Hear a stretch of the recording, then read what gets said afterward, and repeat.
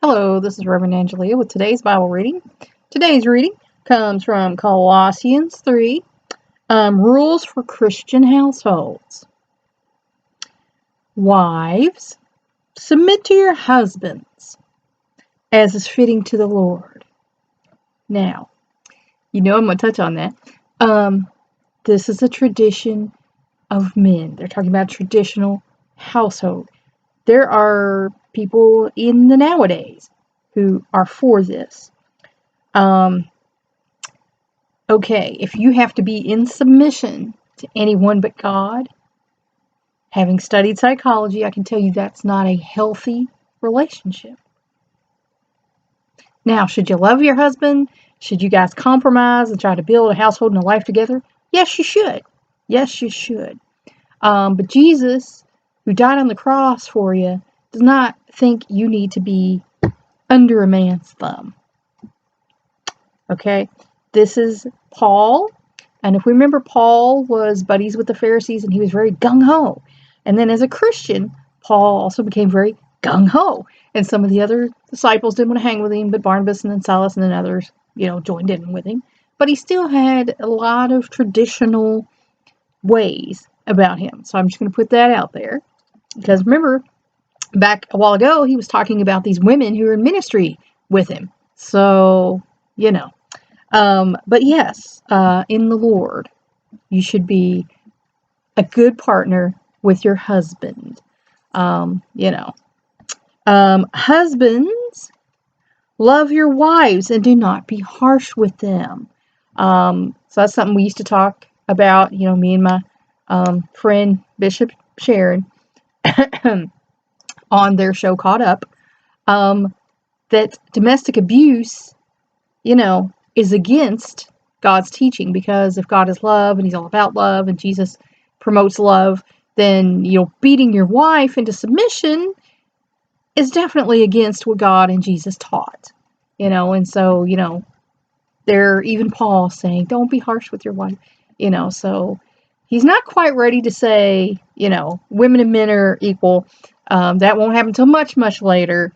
But if you go back into Psalms, and it talks about, people being happy in their home, and even further back than that, it talks about, for this reason, a man shall leave his parents and cleave unto his wife, and the two shall become one flesh. You're coming together as equal partners to have a life together, to build your home with your children. But anyway, talking about, what that was back there, talking about wives being happy in their home and husbands being good husbands, and the wife making things for the home and selling her extra, at a fair price. So, back then, even, back in the Old Testament days, women were working with their hands and making things and selling them, and enriching their household, So, that belief system pretty much comes from this one little passage. And I think that's sad, because people have twisted that around to make it what they want it to be. And that's shameful. My grandmother told me a woman should never own money, because, if you're under a man's thumb, then it's more likely that he's going to keep you there. And unfortunately, that is true. And it's actually, something they teach you in psychology when you do statistics and everything. You learn about that. So just some advice from me.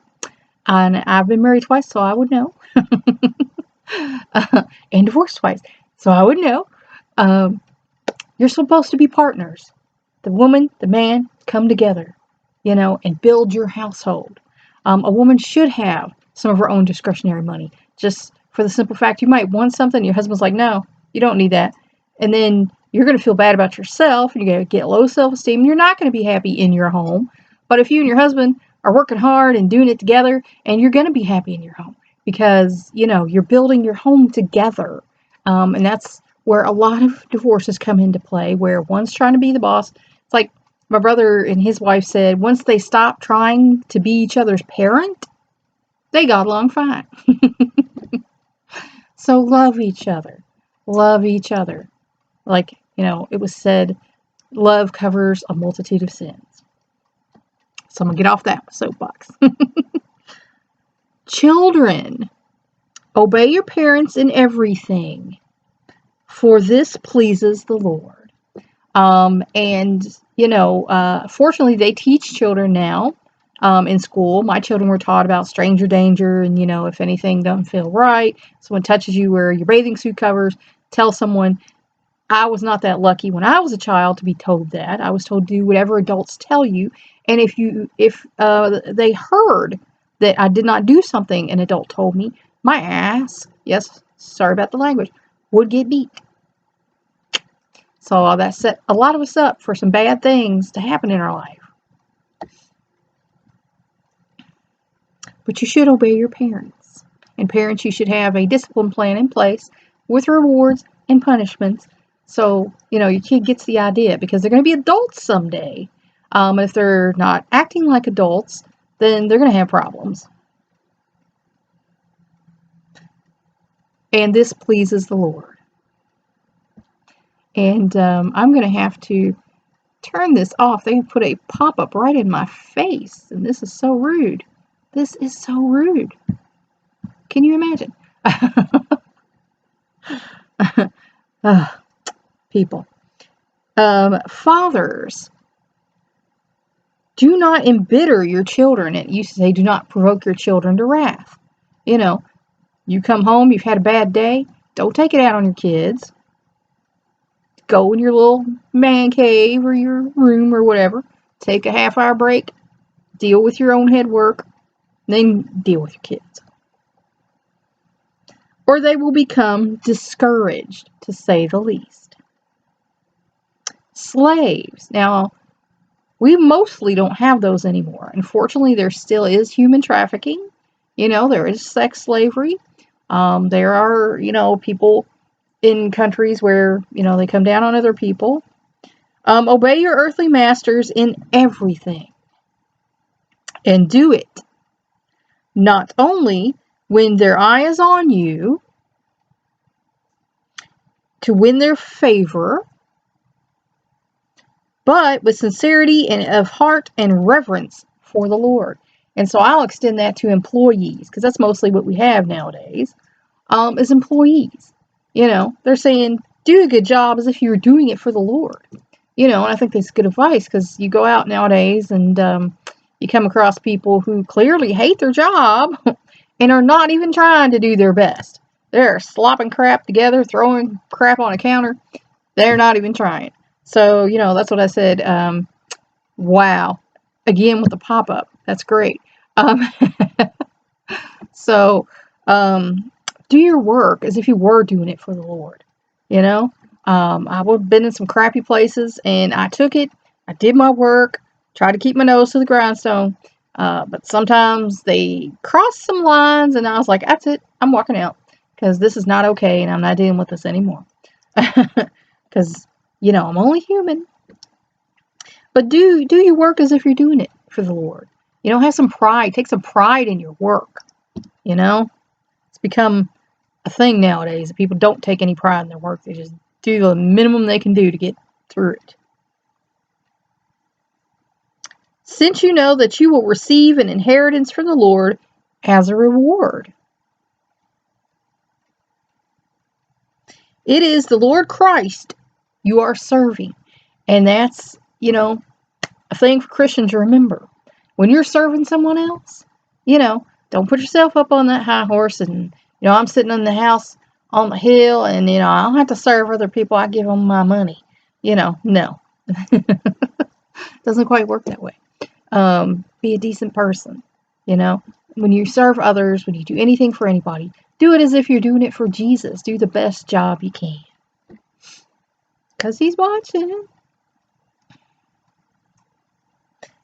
Anyone who does wrong will be repaid for his wrong. Let me say that again. Anyone who does wrong will be repaid for his wrong. Don't think nothing's sliding. Don't think God looked away for a second. Didn't happen. And there is no favoritism. No favoritism. We're all going to be judged equal. Masters, and then nowadays, like I say, we can say employers, provide your slaves with what is right and fair. And I've had to fight in some workplaces for what was right and fair. I'm not a jerk. I don't think I am anyway. But I've had to call the labor board on some people because it's like, wait a minute, that's not right. That's not fair. I've talked to you about it.